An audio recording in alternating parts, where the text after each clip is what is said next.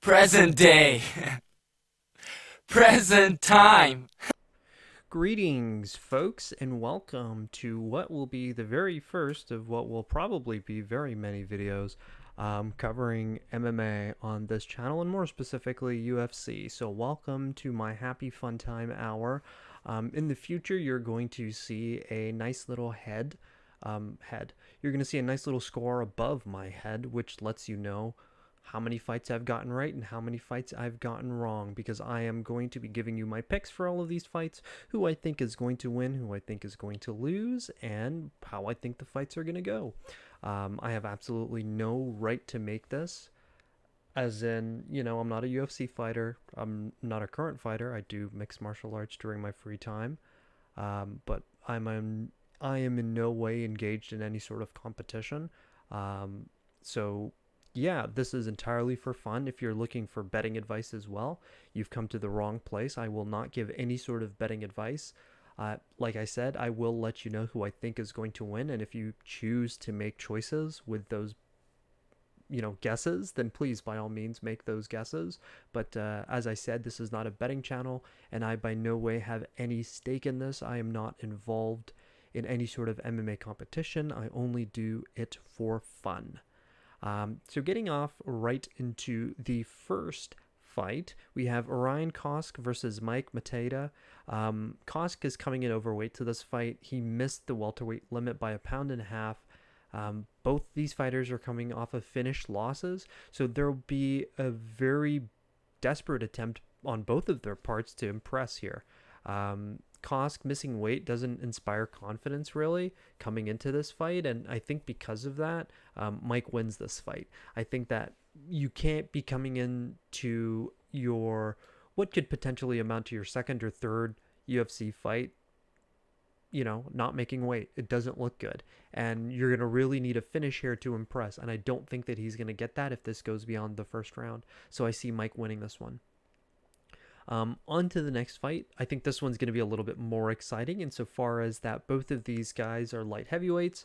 And Negreanu is a 4-fight UFC veteran, and he's coming off of a 3-fight win streak, and he's facing a new up-and-comer in Ihor Potieria. And in his 19 fights, Ihor has 15 finishes. So that's 9 KOs/TKOs and 6 submissions. So he's no slouch standing or on the ground as well. His most recent finish was on Dana White's Contenders, how he got a shot to fight here. And both of these guys are about the same age, but Ihor has that height advantage.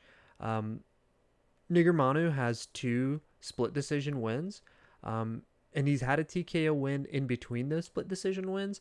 So I would expect him to try and go for a finish in this fight to really kind of cement himself within the light heavyweight division as kind of one of those up-and-coming names to watch. That being said, I still see Ihor winning this one and adding another finish onto his record. I think that he's going to probably get a TKO win here. Yeah, that's how I see this fight going. So I have Ihor winning this second fight. The next one is another catchweight fight. Joselyne Edwards missed weight for this bantamweight fight with Ji-Yeon Kim. Kim is coming into this fight with a 3-fight losing streak. And I think despite Edwards not making weight here, I think she still beats Ji-Yeon Kim. I expect Edwards to get a decision win here. I don't expect her to impress. I expect this to be a really dull affair.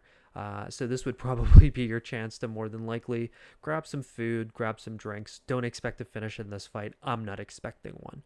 And I know I shouldn't say that about these two, but missing weight does not inspire confidence, and coming off of a 3-fight losing streak does not also inspire confidence. I think Ji-Yeon Kim knows that she needs a win here, and she needs a finish to really kind of get back on track here, but I don't think that she has what it takes to cut it in the UFC, to be quite honest. In all of the losses that I've seen from her, she's not looked that great, so I don't expect her to be all that great here.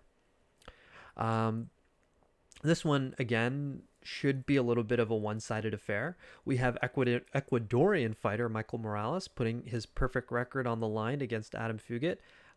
This welterweight fight seats the veteran Fugitt making his UFC debut against Morales.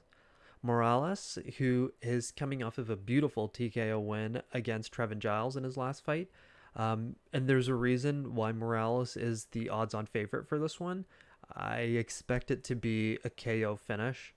I hate to say this about Fugit, but I think that he's been fed to the wolves, essentially. This is to make Michael Morales look good, and he really will look good in this fight. I expect him to win rather easily.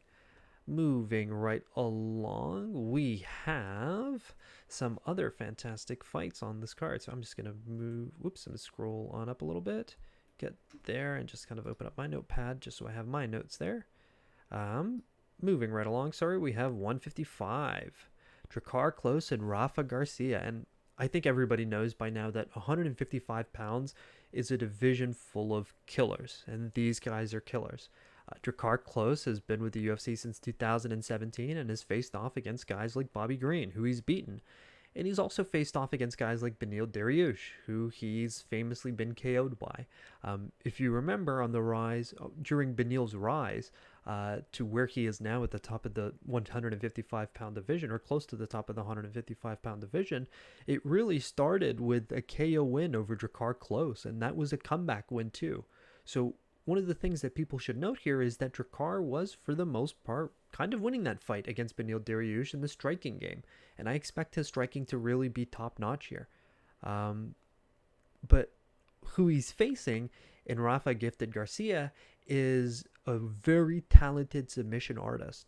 This guy had two losses, one in his UFC debut and then one following that, but he's quickly found his footing and has really, really been able to impress in his next two wins. There's a lot at stake here for both of these guys, I think. And I really see that Rafa Garcia gets the submission victory here. And I think that a lot of that is kind of just based on what I saw last of Drakkar Klose. And he just hasn't really looked that impressive when it comes to the wrestling. I think that Rafa is going to get the submission win here. Moving right along then to our heavyweight fight, and this is the first heavyweight fight of the night. Don'Tale Mayes versus Hamdy Abdelwahab.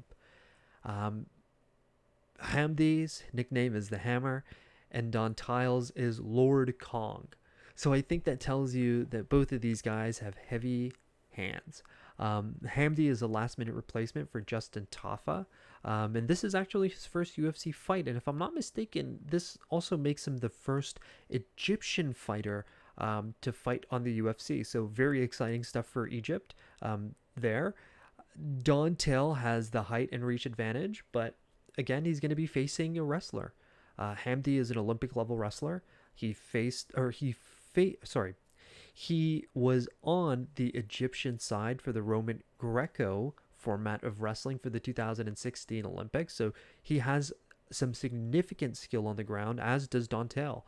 Both of these guys love to ground and pound and throw some absolutely mean and vicious strikes. But I really think this one's going to be a toss-up. And I don't like to throw that word out often, but I really do. And I'll give you my reason why.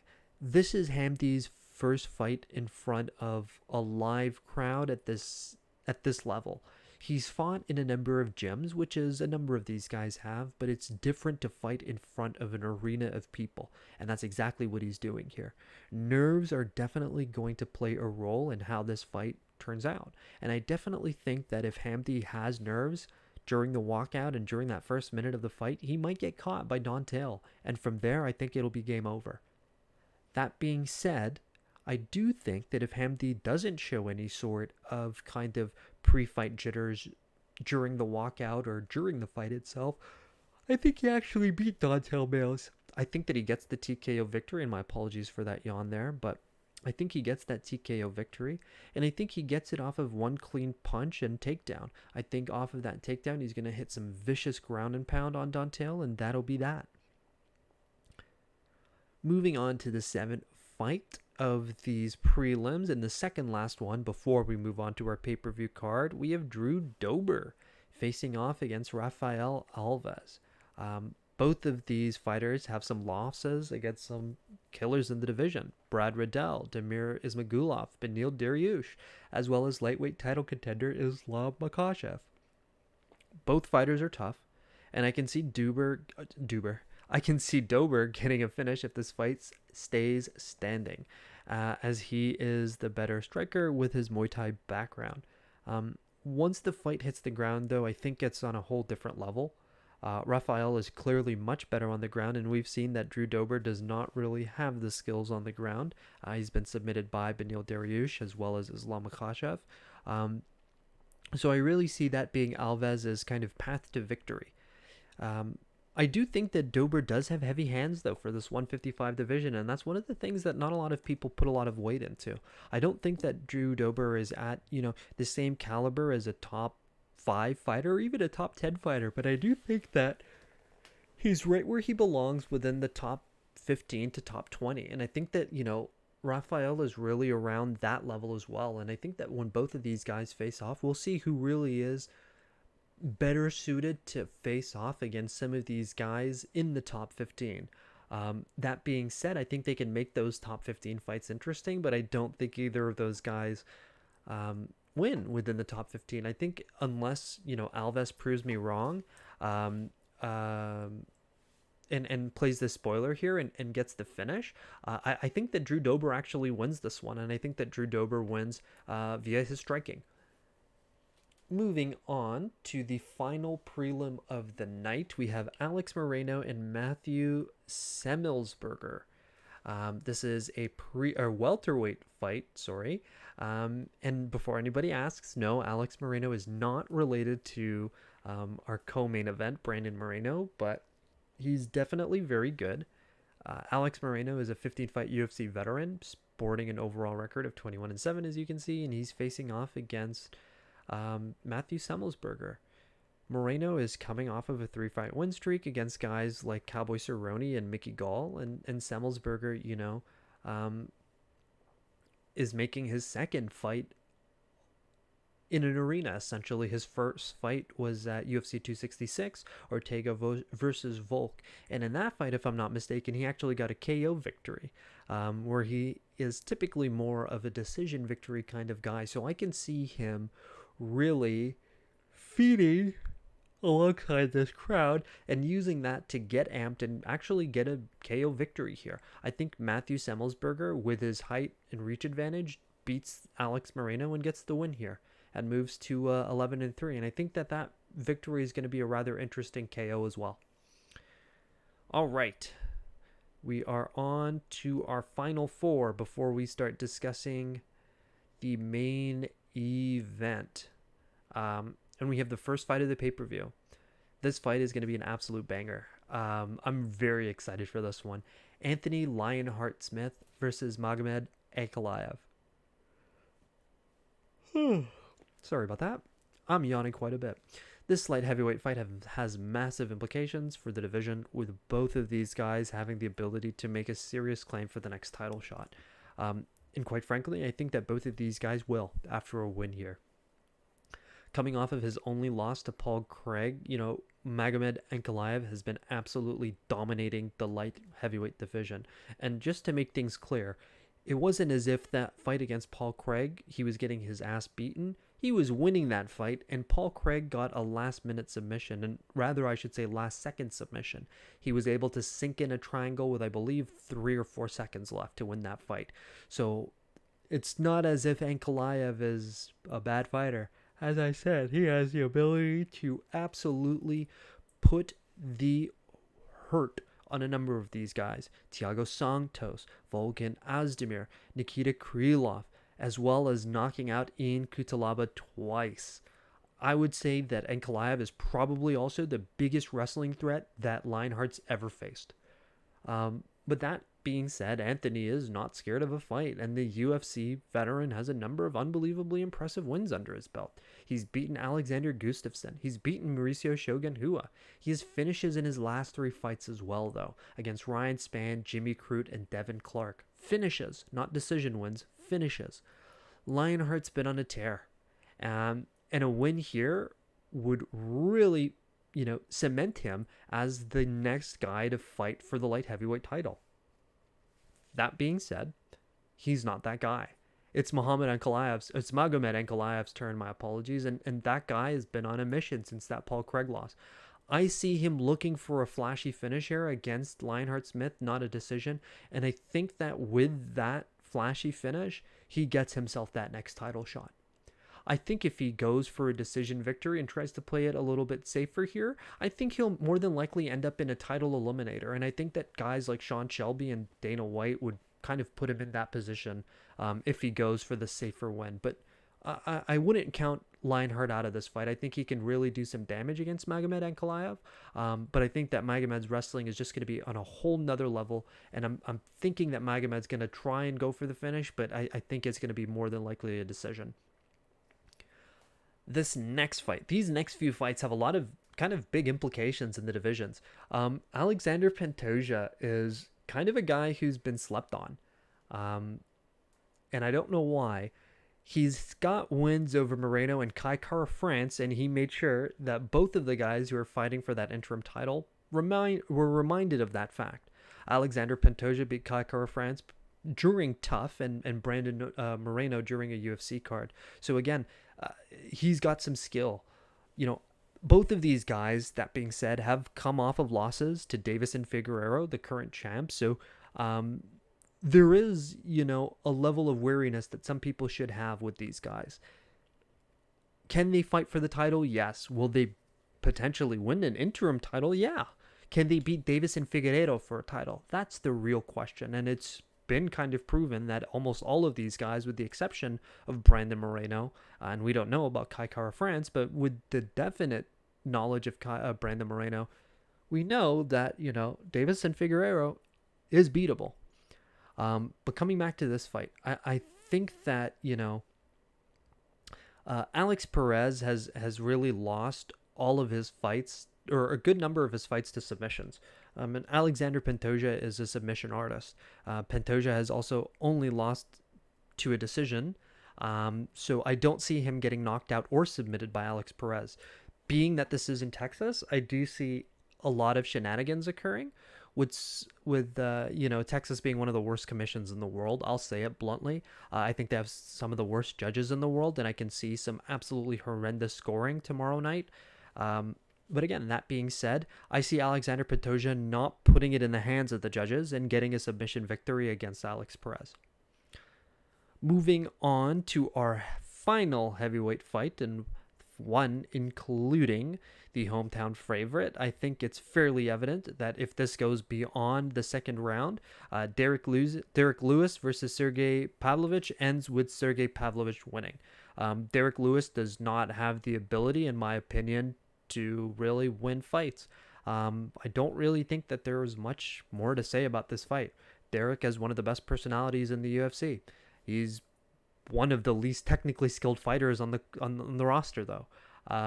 I expect a lot of wild shots from Derek from the beginning, some flying knees, some crazy hooks, some uppercuts. He'll throw everything that is the kitchen sink at Sergei, and I think that that's why people like this guy, is that he'll throw anything and everything at any fighter that he faces. But I think that if Sergei can weather that storm and not get into a stupid, shootout with Derek Lewis, he can win. I think that if he can point fight and, not leave it in the hands of the judges where they have to guess whether he won, I think that he can easily beat Derek Lewis. But again, I think the real question becomes, do you want to put yourself in a scenario where you're kind of essentially fighting with a guy with one punch KO power? Derek is also coming off of a KO loss to Tai Tuivasa, so I think that there might be a little bit of hesitation from Derek to really get into some of those fights. So we'll see if Sergei picks up on that and tries to go for a KO win. That being said, if he gets a KO win, I think that is absolutely massive for Sergei Pavlovich. I think that puts him in an unbelievably unique position. Beating Derek Lewis at home in Texas as a Russian, and then getting on the mic with Joe Rogan, who knows what's going to happen? Hey, it's going to be a fun night. That's all I'm going to say. But if I was him, I'd play into the heel factor of it, because he's going to get booed. The minute he wins and, Joe Rogan goes to talk to him, he's going to get booed. And I don't expect anything less. So let's see how that plays out. But I do see Sergei. I hope Sergei at least makes it a little bit interesting if he does win. Because we know that if Derek wins, he's definitely going to make things interesting. All right, these last two fights are probably, I'm going to kind of scroll up for these last two ones and kind of zoom out a little bit so that you can see these two because they deserve it. It's our dear friends Julianna Peña, Amanda Nunes, as well as Brandon Moreno and Kai Kara France. The two title fights, really. There's really a lot to say about both of these fights, but I'll start with Brandon Moreno versus Kai Kara France. I'll continue to go in order. This is for the flyweight interim title. If you haven't watched their first fight, I would highly recommend that you go and watch that now. Pause this video, go and watch it. It's on the UFC channel, YouTube channel. They usually put these fights up. Pause, go watch it. I'll wait. Great fucking fight, wasn't it? And think about what card that was on. That was on UFC 245. So the only reason that that fight didn't get the attention that it deserved was simply for the reason that there were a number of absolute bangers on that card already. But as you guys saw, that was an absolute war, and you should expect the exact same thing coming into this fight. There's nothing else that you should expect. Expect 5 rounds of two guys absolutely laying into each other. I think, personally, Brandon Moreno comes out on top, whether it's a decision or whether it's by a finish. I am personally leaning for some reason in towards a finish. I think that Brandon Moreno is a really good fighter at improving and watching film. I think that he does a very good job of game planning for fighters, listening to his corner, and then enacting that game plan. Kai Kara France does as well. That being said, that Kai Kara France is a little bit, in my opinion, a little bit more suspect than Brandon Moreno in terms of his chin, and I can see Brandon being bringing that Mexican heart out and really getting that victory against him. In this final fight, Julianna Peña versus Amanda Nunes for the bantamweight title. This is a rematch of the shocker in which Julianna Peña beat Amanda Nunes. I know that Nunes's camp has claimed that she was not at 100%. She's claimed that it should be total domination for this one. We shall see. I think that Peña's jab was the key to her victory in the last fight. I think that it wasn't a fluke. I think that she did to Nunes what a lot of fighters will potentially be doing to Nunes moving forward. She used her jab and she really tired her out. She broke her nose, she broke her orbital, and she beat the champ. DC pointed this out in the replays that we watched of Julianna Peña beating Amanda Nunes. She didn't hook in that submission. It wasn't tight. Amanda gave up. She wilted and she gave up. If Peña can do that again, she'll be the champion again. I don't see Amanda winning if she can't get past that jab and really put a damper on Peña. If she doesn't figure that out, I think it'll be a long night for Amanda Nunes again. And I think that begs the real question as to what's next for Nunes if she does win or lose. Let's say she loses. Does she really have a career left in her? And that's not to say that she's not still one of the best fighters. It's a matter of she's 34 and has a young child. I can see her totally, retiring, win or loss here. I see her retiring because, to be quite blunt, there's no one else in any other divisions. She can't fight in the featherweight division. Macy Chaston and Leah Leston aren't fighting. One of the other fighters on this card, as you all know, or sorry, for those of you who didn't know, Joselyne Edwards. Joselyne Edwards was a featherweight fighter as well. Well, she made the jump to bantamweight, and she can barely make that. There aren't no featherweight fighters. There might be moving forward, but, right now there aren't. So for Amanda, the question really is whether you win, are you willing to continue to cut this weight to bantamweight, or are you going to retire off of a win or loss here? And I think that's the real question. For Peña, I think the path is clear. There are a number of contenders in the women's bantamweight division that are ready for a title shot. But for Amanda Nunes, the question is, you've beaten everyone. Who's left? Holly Holmes? You've beaten her already. I don't think anybody thought that Holly Holm lost her last fight. I don't think Holly Holm lost her last fight. So, again, I think the question really with this fight isn't a matter of whether Amanda Nunes wins or loses, it's a matter of what's next for Amanda Nunes, because I think for a lot of people, this might be it. So I'll just quickly go run through all of my predictions really quickly again. I hope you guys have been enjoying this video, but I have Mathetha winning, Ihor Potieria winning, Joselyne Edwards winning, Michael Moraes winning, Rafa García winning, Hamdy Abdelwahab winning if he can get past those jitters, Drew Dober winning, Matthew Semelsberger winning, Magomed Ankalaev winning, Alexandre Pantoja winning, Sergei Pavlovich winning if he can get past the Derek Lewis shenanigans of the first round, Brandon Moreno winning, and then in the main event, I see Julianna Peña winning. I see her continuing to use her jab. I see her continuing to use that to great effect, and I see her winning. Thanks everybody for watching and listening for these 25 minutes. I hope you enjoyed. I enjoyed doing this. Expect more of these every Friday night for all UFC fights coming up. So this isn't going to be for pay-per-views only. I'm going to do this for fight night cards, Las Vegas cards. I'm going to try and do this for as many UFC cards as I can moving forward. So thank you all for watching, and I hope you guys enjoy UFC 277.